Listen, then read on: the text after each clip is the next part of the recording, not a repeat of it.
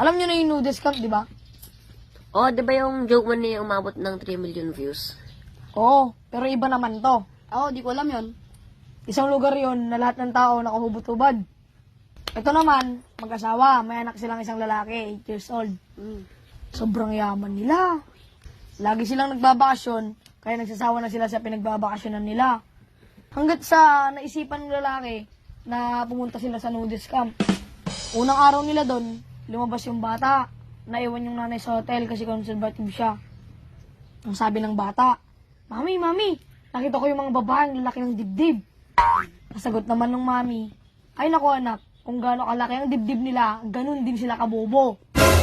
Lumabas na naman yung bata at pagbalik niya, sabi niya, Mami, Mami, nakita ko yung mga lalaki, ng lalaki ng mga junjun nila.